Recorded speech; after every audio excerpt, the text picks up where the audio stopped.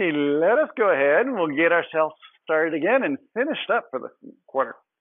Okay, what I want to do now is really kind of back off from the programming and really kind of think about the whole notion of this multivariate optimization and really how we can go ahead and approach that, because there really are a number of good strategies. This is an area where really that we're going to an awful lot of research to understand, given that we do have the computing power to go through and evaluate all sorts of different numerics and metrics on the different potential designs and forms, how we actually work with all those to figure out really what we consider to be an optimal based on different stakeholders and like what they want. And as we go through that, there's a couple of different kind of classic strategies we want to talk about and then kind of lead the way towards thinking about kind of better strategies for doing that. In terms of getting going, the way a lot of people go, the idea is you basically have several different values that are being reported as out about a design. And you want to go through and be able to figure out what you consider to be the best overall design. The way that some people will go ahead and approach it is really just to go through and do some sort of a weighted average. Okay, and weighted averages are kind of good in some sense. They're sort of simple to compute. They're actually a little bit limiting in terms of how you work with them too, though, in that they may not always be the sort of best reflection, of the design space and really, how much flexibility you have in the space. They may sort of, well, it all depends on your weighting, and it gets to how well you did in terms of assigning the factors to them, in terms of really being able to tease out the essential differences. But even as we were talking about, going through and do something, we talked about this notion of, we could go through and say that, great, we have these different like wall ratings. And what we did earlier was we just sort of added some sort of factor to it. So we could go ahead and multiply the wall ratings by something like, the wall area. That'll give us some sort of a sense of overall how big it is, or how impactful it is relative to the different wall areas that each of the different wall ratings are associated with. But it may or may not be sort of the best way to look at it. Another way we could look at it is it's this whole notion of, we could assign different weightings to different walls. For example, the way we think about south walls is often very different than we think about north walls, east walls, and west walls. So we could have, different factors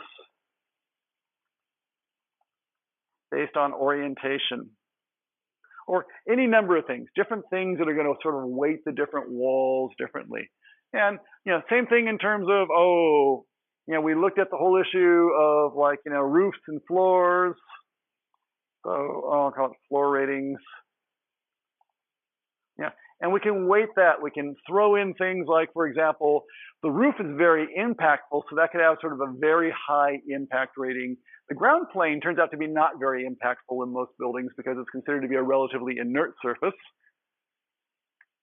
So, that might actually have a very small rating associated with that. But going through and doing simple multiplication of different factors to try and come up with a weighted overall average is an approach a lot of people will use as a starting point. And it's okay. But it isn't necessarily the best approach for doing it. Let me kind of sort of think about really, where it sort of breaks down a little bit. It turns out as we go through and we do all our different variations, some values that we are tweaking and that we're looking at as variables can have a very big impact on the final number. It can go anywhere from 0 to 100.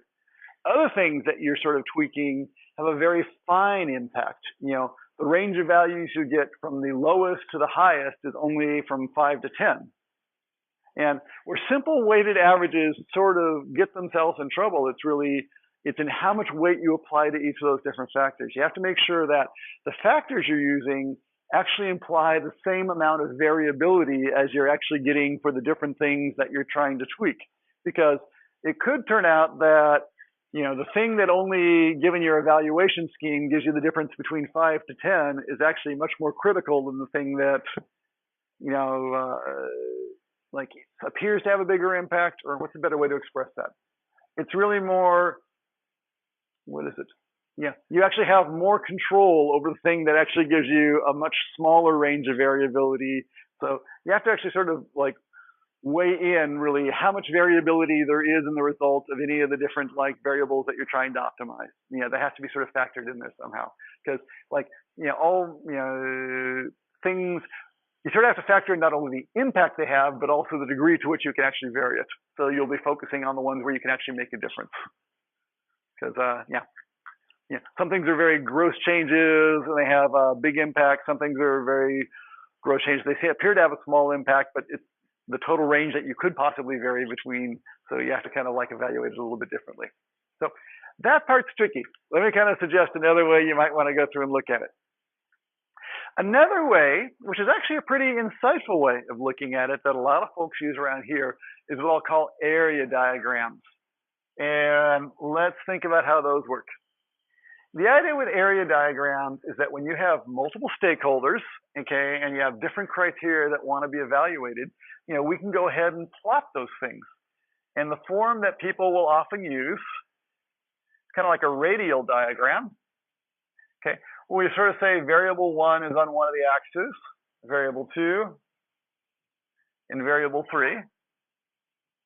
So, this could be like cost. This could be the energy use intensity. This could be some sort of aesthetic valuation. And really what we try to do is go through and for each of those kind of plot.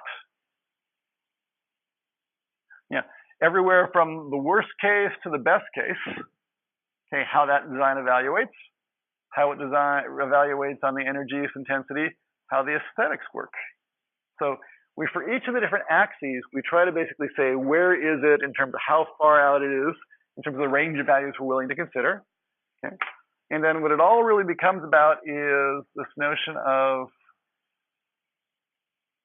what is the area within that space. Okay? So you can look at it that way. So one design might look like this.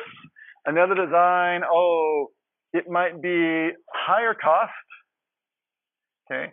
Even sort of, I'll say it's even better on the energy use intensity. Okay? But it really doesn't look very good. Or maybe this actually goes through and has, much less of a window viewing option, something like that. Cuts into the aesthetics. So we have two very different proposals there. Again, how do you go through and evaluate that? Some people will say what you should do is look at the area within those two different triangles and try to optimize the area. Okay.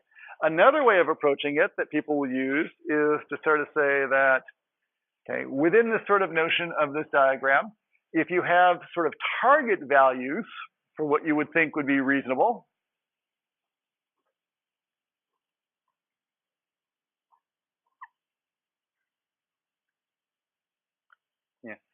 you can look for how much area of each of those different proposals is either within or exceeds the bounds of the target value. So a lot of different ways of doing that. Okay, so if that's sort of the target area and everything outside of that area is considered good or less is bad, we can go through and basically figure out, based on not just the raw area, but how well it exceeds some sort of target, kind of use something like that. But this kind of analysis is, very commonly used around here. It's actually some very good work. John Haymaker and a group of students kind of worked on this several years ago. I think it's actually very insightful as a way to look at it. And what they were all about was just looking at, there's really all these different stakeholders. So there's the owner, there's the architect, the structural, construction manager, and I don't know what else we have in here. We have the neighbors. But somehow they all have different perspectives on the building, and there's sort of a desirability from each of these different persons' perspectives. Okay, and that we should be able to kind of evaluate those and have a systematic way of being able to trade off those different things.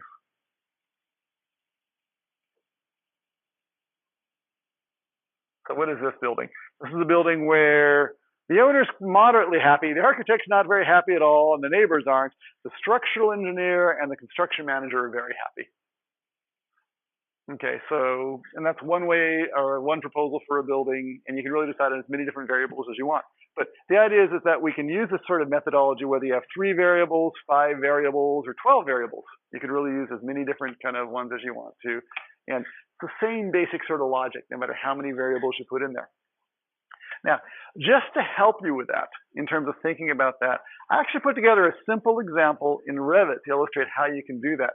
Because if it's really all about areas and areas within curves, okay, Revit's actually pretty good about doing that.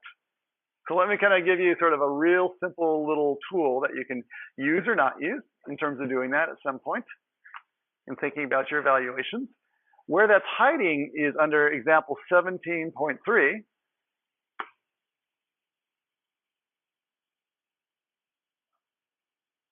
I'll call it my little multivariate evaluator. Let's see if we can bring it in here. Oops. Wrong one.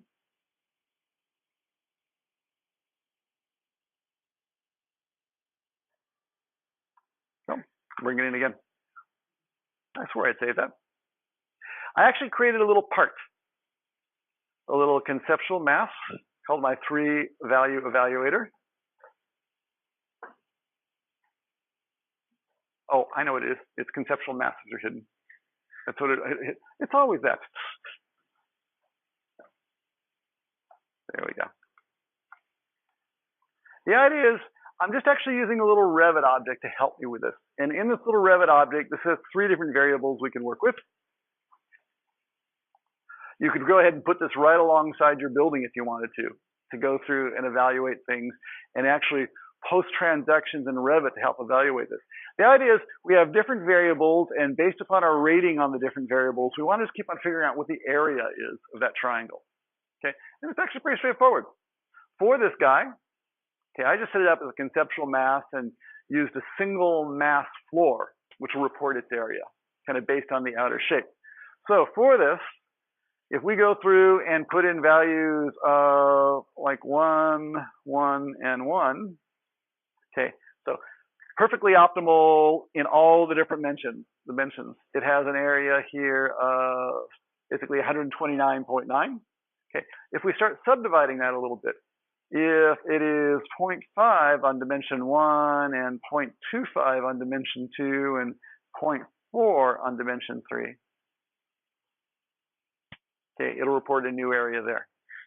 So this whole notion of doing area analysis is something, it's actually, you can do it. You could do it with sort of the math behind it all. If you do enough signs and kind of figure out, you know, the shape of it, you can go through and compute it mathematically, or you can use Revit to do it. And that's really the point is here. I really, you know, if you have a building sitting right next to it and you're using Dynamo to rotate through some different iterations, you know, you could take those values and opposed to just writing them to a text file, you could be taking this object and updating it for each of the different values and reporting out, you know, what the area is, either the area of this one or the area that compared to another one, you know, doing some sort of subtraction between the two.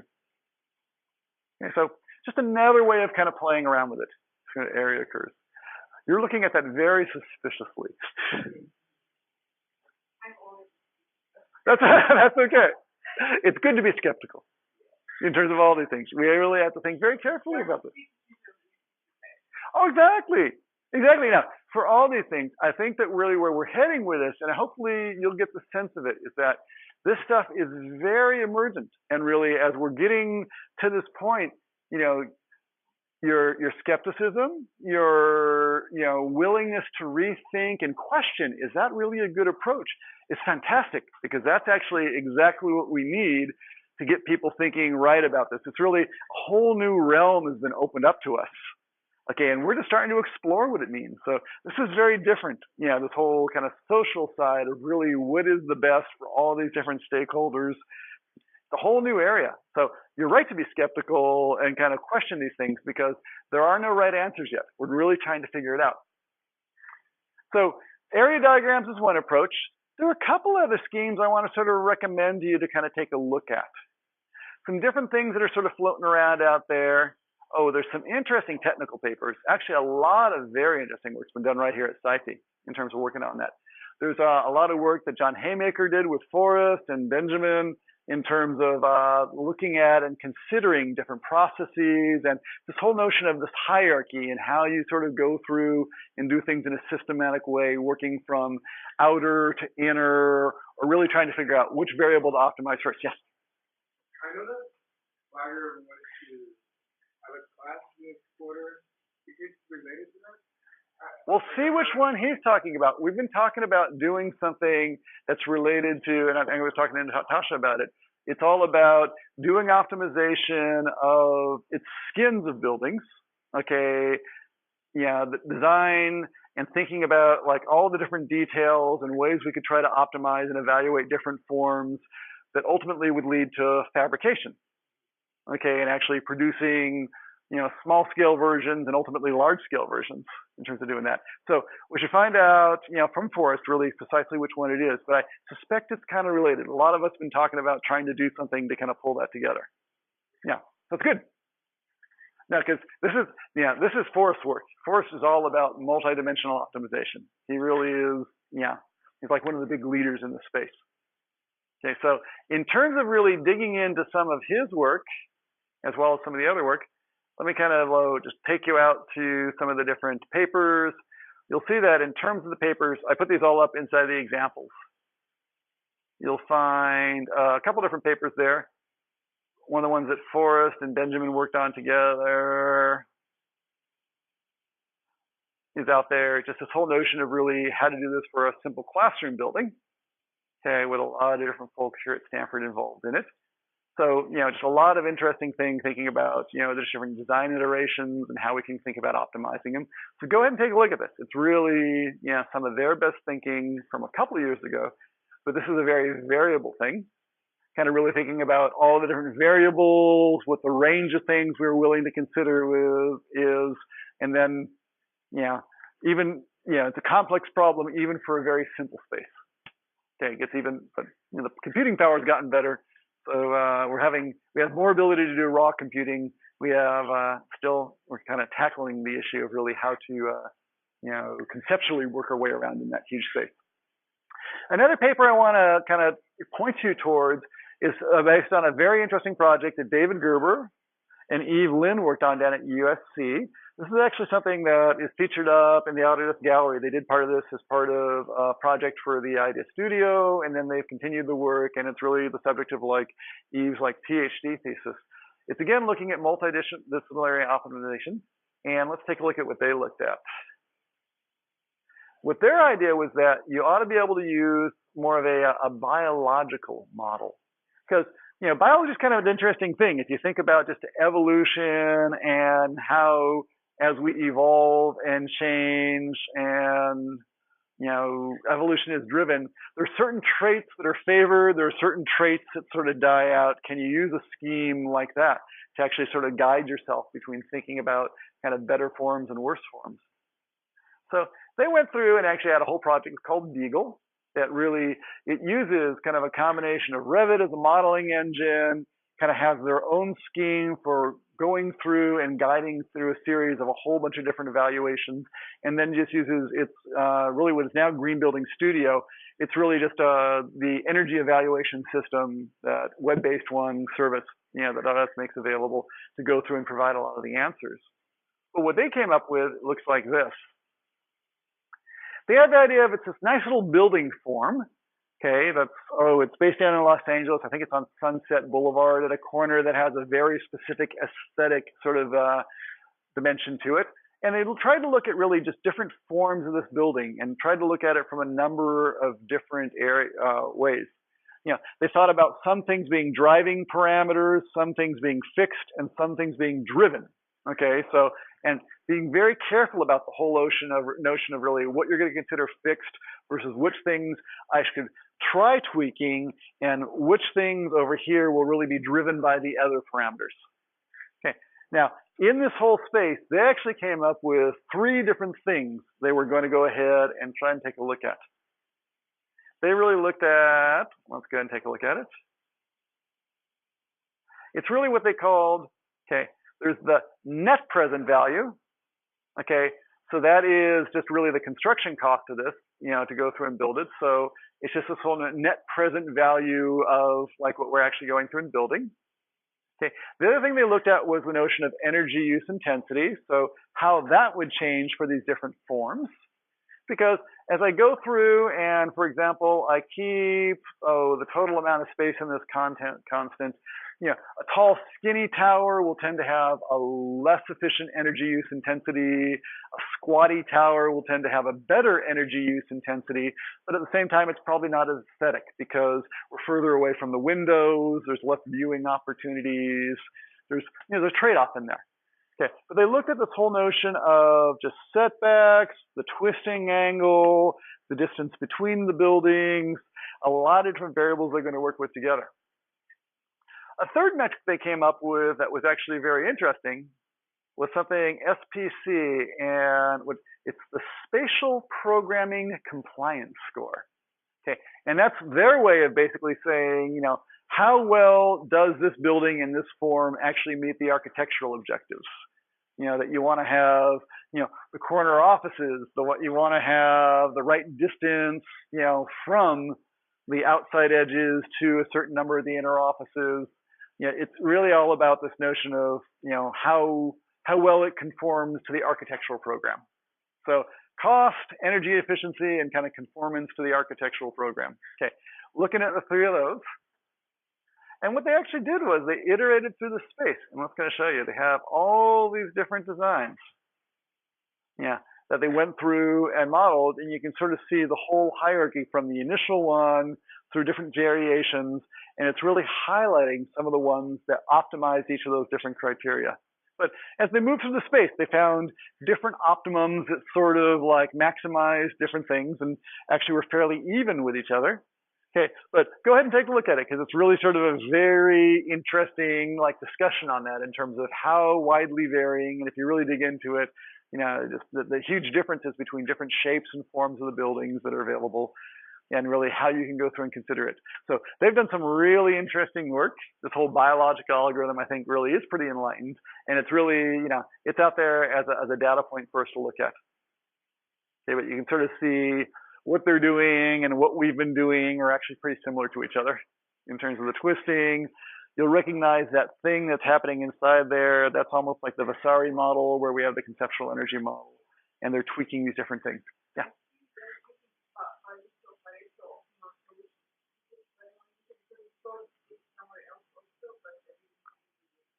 No,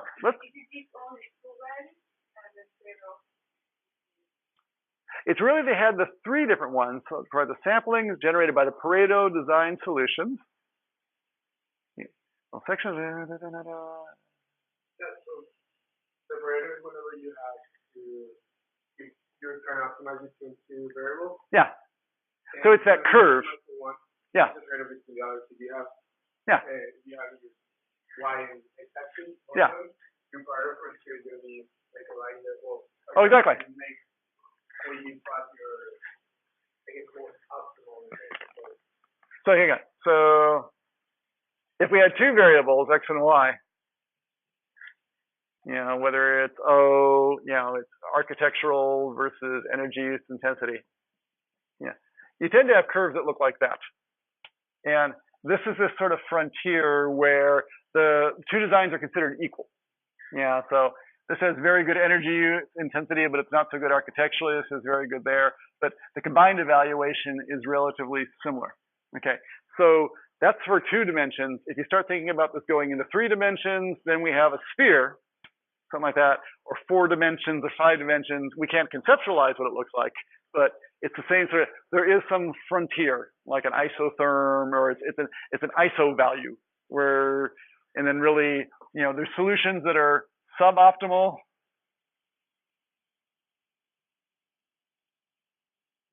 Okay, there's other ones here that are, they're almost like overkill or something like that. So there is this notion that there is this frontier, and that, at some level, we can move along that frontier. The combined valuation is the same, and it's really then where we want to end up on the frontier. But this is almost, it's like to Natasha's point a little bit in terms of the multi-layers. Once you figure out what that frontier is, then we can do sub-optimization to really figure out where we want to end up on that frontier. Because there's certain zones that are more interesting than others. So definitely good stuff. David's actually going to be up here in San Francisco this summer, so if anyone's interested, we can get him down here. He's doing very interesting work in this area. Continues to do that. Okay, so David is good stuff to look at too. Okay, another very interesting project that you may be interested in is something called Project Dreamcatcher. This is, again, something that is probably going to be coming here next year in terms of working with it. It's all about this whole notion of multidimensional optimization. And it's this whole idea, if you could really just generate, its generative form, tens, thousands, even, hundreds of thousands of design options, that all meet the goals, like really, how do we choose? And that's really what Dreamcatcher is all about. It's just goal-directed design. So can we use the computing tools to actually go through and generate the options? We're specifying the goals. And out of that, it can actually help us figure out different forms that could meet those goals. And here they're doing it in more kind of an industrial engineering sort of application, trying to basically look at, how the material could be laid out to achieve some structural objectives relative to this looks like a bike frame, something like that. But the same sort of principles being applied to buildings. So Project Dreamcatcher is a really interesting one. We're going to be doing some work with John Haymaker again, who's at Georgia Tech now, kind of looking at that in terms of building forms. I suspect that this is part of what Forrest and Jordan and some folks will be bringing here next year, because it's kind of, it's that next notion of really how do we get to be systematic about goal-driven design. Okay, so Dreamcatcher is another one for you to take a look at. Okay, in terms of things to get going with, just sort of, as we wrap up the class and different things to be aware of, there really is a whole computational design community out there. And that's something you just sort of need to know about, because really that's where all the action's happening right now in terms of staying up on top of this. So there is dynamobim.org. I think a lot of you have been out there to kind of download the software, but there's actually a lot more under there that you would like to kind of plug into to sort of stay current. So at the main site, you can get the tutorials and some sample files. A lot of those things are sort of the basis of what we've been doing together in class. But in particular, the blog and the community are very interesting places to kind of take a look at. So if, for example, you go out there to the blog space, okay, or this is basically where a lot of stuff gets put out there. People are asking questions. Just a lot of interesting stuff is being accessed with the community. So this is where people are asking questions. So a lot of times, if you're wondering about a specific thing, searching this community, posting something to the community, like the world of people who are plugged into and working in this, like watch this community as the place of kind of like interacting with each other. So it's a good place to put yourself in terms of just really connecting to them. So I'd highly recommend going, getting involved, and whether it's questions about Python and the programming behind there, questions about how we relate to the analysis tools. We've barely, we haven't scratched the surface of how you do that. Where so much of this is going next is, we've been doing simple geometric evaluations. The next step is for all these different forms, how we take those to robot structural, how we take those to a computational fluid dynamics package to do the wind analysis, do the daylighting analysis. It's all those types of analysis that are available with the 3D models. Where all the development is going now is really this whole notion of how we can then use Dynamo to take these forms, go to those analysis tools and pull those values back. So it's not just, we've been simple geometry, but it really is just this whole next layer of using those. What you also use when data Yes. simulations to more Oh, exactly. Oh, exactly. It's all the linking and how we get them to work together as a system. Yeah, and a lot of work is going in right now, and this is the place to kind of like keep up on that, because really if you look at the roadmap for Dynamo, that's where a lot of the attention is going now, is in terms of linking to analysis. Okay, so this is a good place. The blog is also a good place. The blog is this place which is really, it's just different announcements of how things are being used and examples that people are sharing of what they're doing with it. So it's a good place just to kind of keep current. Looks like they're driving a robot with it. Yeah, there's just an awful lot of interesting stuff in here. This is the whole community kind of contributes to this. There's another site that I want to let you know about, though, that's really good. You know, one of really, the most influential folks in this whole area, who's just, really one of my mentors, is this character, Zach Cron, who does very interesting stuff. Okay, that's his website, buildz.blogspot.com. He just has he's doing this very intriguing and interesting things, and people come to him and share with him. So you'll find very interesting stuff out of his website. He's another really good one to follow. I put him in my top 5 blogs to follow. You do want to go, if you're interested in this stuff. So keep up with Zach. Other things you want to know about? Okay. There is a whole project that we actually were involved with called Decode.es. That's Kyle Steinfeld and some of his compatriots at Berkeley worked on this. So again, it's another whole library and platform for kind of taking some just kind of common things that we do in terms of creating architectural forms and giving primitives to work with them. What's interesting particularly about this one is they're actually platform agnostic. So they originally implemented almost all the examples in Python, or not in Python, in Grasshopper and working with Rhino, and they've now implemented them all in Revit and Dynamo. They're a really good source because they bridge that world very, very nicely. They try to be completely agnostic to that. So Kyle at Berkeley is really a fantastic resource there. So lots and lots of examples of code and how you can work with it. A lot of this code's all in Python underneath it. So good stuff underneath there. Okay. In terms of other places to go, there really is a whole developer network. And the developer network is actually a very interesting resource for you to plug into. For anyone who wants to become a member of the developer network, there's a really easy way. You could pay to become a member of the development network. Another easy way to become a part of the development network is there's a group called Student Experts, Autodesk Student Experts. If you sign up for that, no cost, easy resource. You get access to learning materials and things like that. One of the benefits is you get access to the developer network. So if you're interested in doing development work, it's a really good way to get started out there. There's the whole developer network. And a very important kind of portion of it is really devoted to the whole Revit API. So let's talk about that. Everything we're doing and everything we're trying to do in terms of piping these things around between the analysis tools, it really involves, there's a programming interface to the Revit engine that we can access and use to drive different things and make action happen independent of the interface. And that's really what all of Dynamo is really based on. There's this programming interface and we're able to drive Revit programmatically as opposed to doing it by direct manipulation. And if you really are interested in this, the whole notion of really working with a Revit API and being able to create plugins to do exactly what you need to do, is very, very powerful.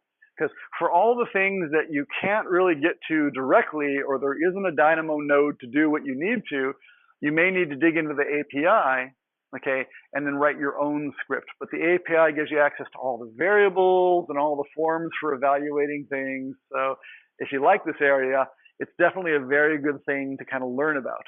Okay, you can again access that through C++, C#, or Python's a really good way. That's really how we get it all through Dynamo. So the API is really, it just gives you all sorts of power. There are many different things that if you can't do them in Revit directly, the best solution is to actually start looking at doing a plugin that'll let you access the data and do that more directly. Okay, so you can go to the developer network that way. You can also go through good places to get started. There's discussion forums that are all about things going on, like for any sorts of programming.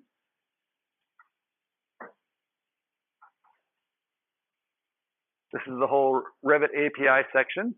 So again, a huge community out there of other people who are doing like things. And oftentimes the easiest way we get access to answers these days is actually post it to the community and go from there.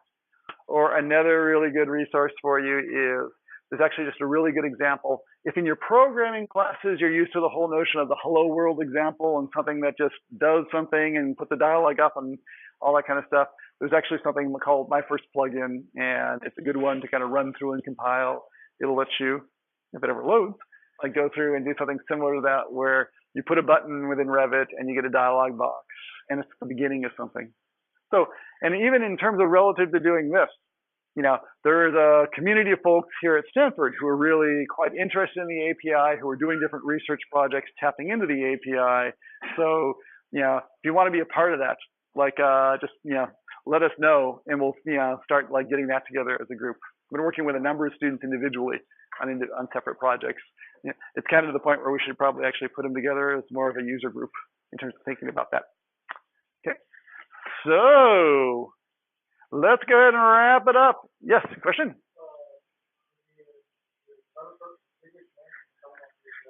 Yes. Yes.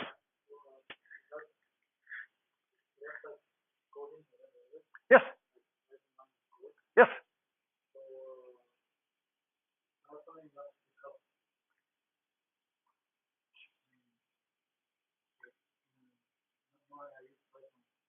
Oh,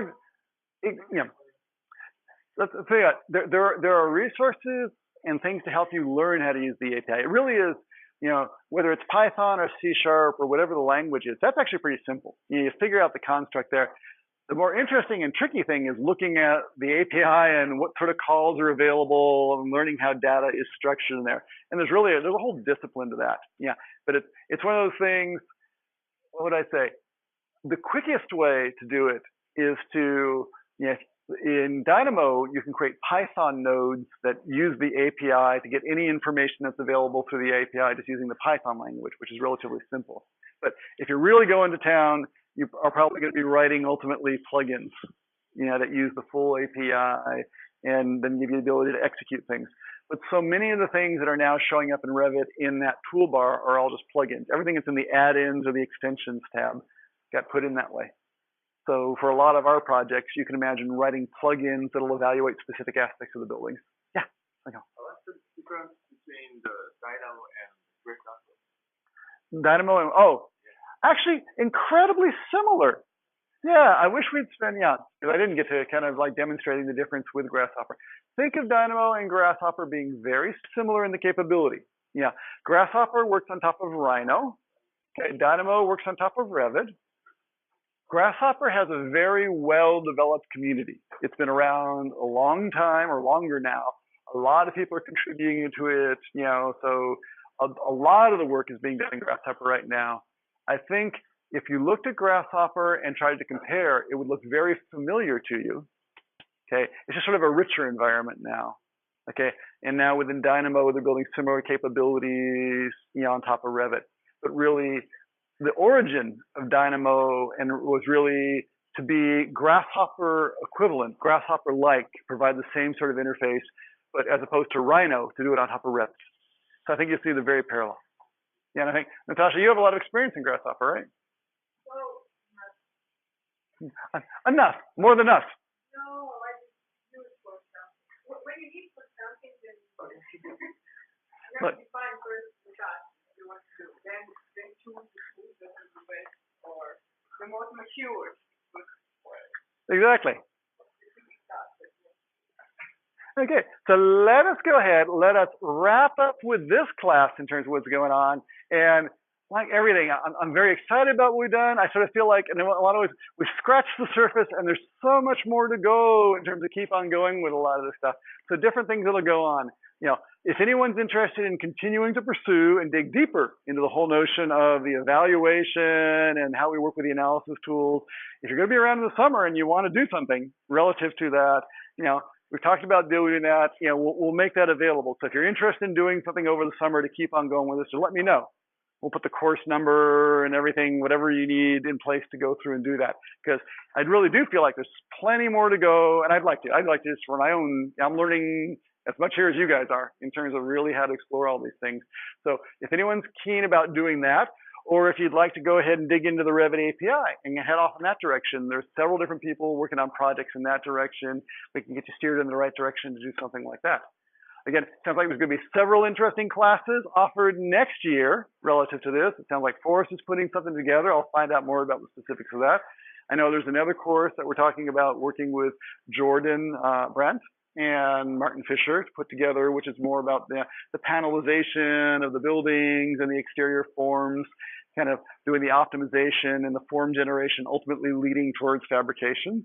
So a lot of good stuff going on here. So just kind of stay tuned in terms of what's going on if you're going to be continuing next year. Okay, but let us wrap there, and looks like the TAs are ready for any questions people are having about assignment 5. So kind of dig in and kind of take care of some of those things. But in the meantime, let's go and just adjourn with this one and kind of enjoy what we've accomplished, and keep on going and plugging ahead, thinking about how we're going to use it next. Okay, so we are complete for this quarter. Thank you.